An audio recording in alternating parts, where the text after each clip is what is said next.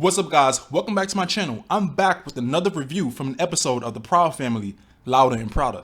In case you missed it, I recently reviewed episode 6, which spoke about colorism. And I appreciate the critique for the episode as I agree with most of it. But as I've read through the comments, sometimes topics like colorism brings out people's true colors, even if it's with animation. However, the episode I'm discussing today takes a pivot about another topic millions around the world can relate to. This is episode 9, titled Bebe, where it states the Proud family discovers that Bebe is on the autism spectrum. This episode really hits home for me because I have a little cousin on the spectrum and I've learned so much about what that exactly means. What I really enjoyed about this episode is that although it's outrageous at times, it provided an education about autism some may have never sought out. It also made people with autism feel seen and understood in its own way.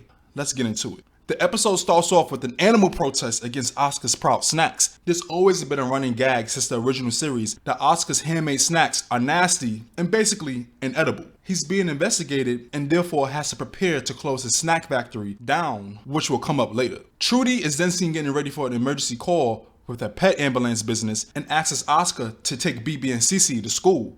Thank you. You're a sweetheart. Oscar complains about getting subpoenaed to court, saying he won't be able to. Penny runs out just in time where Oscar just throws Bebe and Cece at her with no second thought. She screams out of frustration as Trudy comes in to say, "We don't ask you to do much around here as it is. This is the least you can and here's where I want to speak on another topic. Older siblings being held responsible for their younger siblings just because. Another running gag in the show is how Penny has to sacrifice her free time with her friends in order to babysit Bebe and Cece. What is y'all take on this? I say it's not the older siblings' fault. The parents decided to have kids after them. Of course, being an older sibling, you would want to help out in some way, especially if they're in the early stages of life. But I don't think Penny should consistently have the burden of having Bebe and Cece dumped on her with no remorse. It creates resentment not only towards her parents, but unfortunately towards her brother and sister too. It doesn't help that they can be wild to look after sometimes, which will be explained as the episode goes along. They eventually run into Oscar's friend slash neighborhood detective supposed to help Oscar win his case,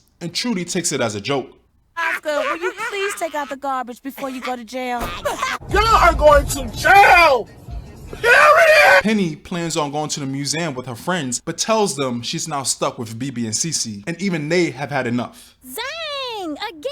What's up with that? They're not your kids. Maya tells her it's time to stand up for herself, while Kareem comes along to convince Penny to just bring them along for fun. They arrive at the museum, but suddenly Bebe and Cece start to become hyperactive, with Kareem causing Penny to scold them. Kareem points her into the direction of a nursery to occupy Bebe and Cece, but as they look back, they discover Bebe has gone missing without a trace, leaving Cece standing there by herself. Where's Bebe?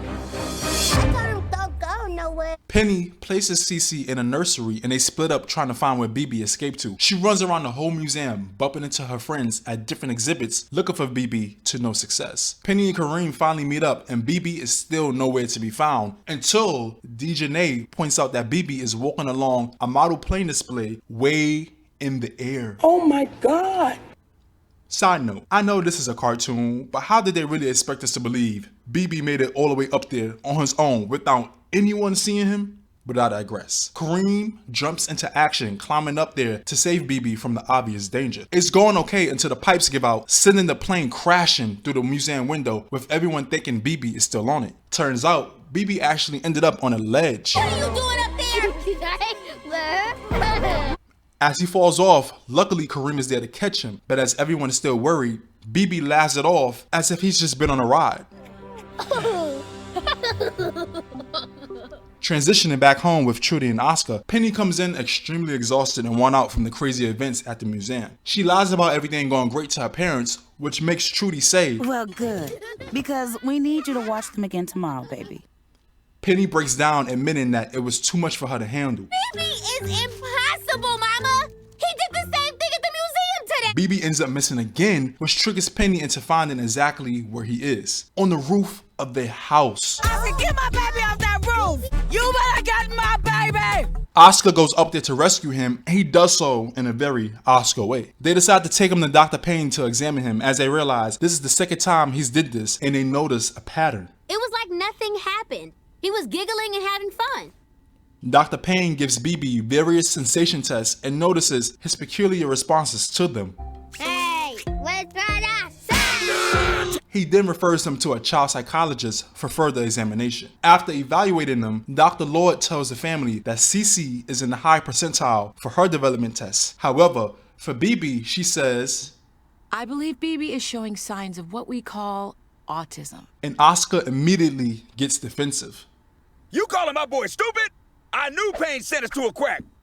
Dr. Lord goes on to explain that even with autism, Bebe is still highly intelligent and curious. It's just that he processes his emotions and social interactions differently. Oscar is still on the defense. And I gotta say, I love the realism they included here because without proper knowledge, many parents could react the way Oscar did. Theoretically, no parent would be excited to find out their child is on the spectrum, but it's not about that at all. It's about supporting your children in the best way that suits them. Dr. Lord states it perfectly by saying, Needing support doesn't equate to lack of ability. Trudy and Oscar hold hands as Dr. Lord continues to give them the rundown. She advises them to enroll Bebe in her class where she teaches exceptional children like him who are also on the spectrum, but Oscar lashes out. I knew it. I suppose this school isn't free, is it? Huh? There's nothing wrong with Bebe. Oscar, relax.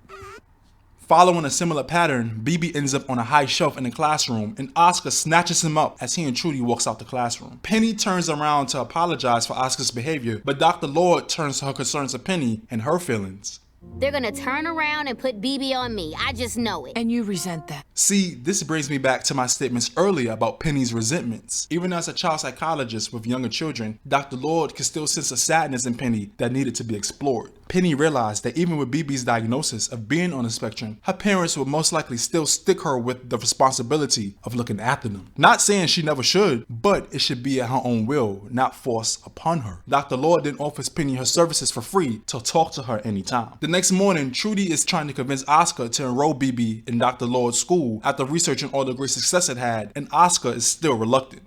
My son is not on a spectrum, or whatever that is. He's just a little rambunctious like his old man. Penny is on her way to school when Oscar demands her to drop off and pick up Bebe and Cece from school. You should put Bebe in that school like Dr. Lord suggested. Penny's right. This isn't fair. We can't put this all on her. We need help with Bebe. Bebe once again ends up in a dangerous situation and Oscar has to rescue him.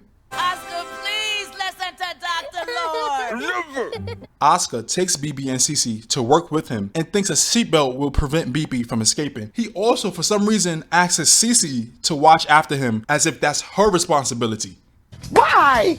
Wizard Kelly comes into a snack factory with the health inspector ready to close it down. As it turns out, he already had an F that he was trying to hide. Wizard Kelly then brings it to Oscar's attention that Bebe has made his way on top to one of the hazardous mixing machines. Oscar attempts to save him, but they still fall through, just escaping the conveyor belt right before the machine explodes. After witnessing this, Wizard Kelly immediately orders Oscar to close his factory and walks out. Oscar stares at Bebe and finally accepts that extra support is needed with him.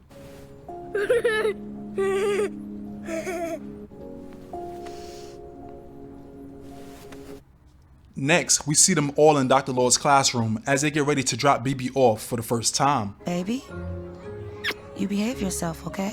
Daddy! The other kids in the class happily greet Bebe.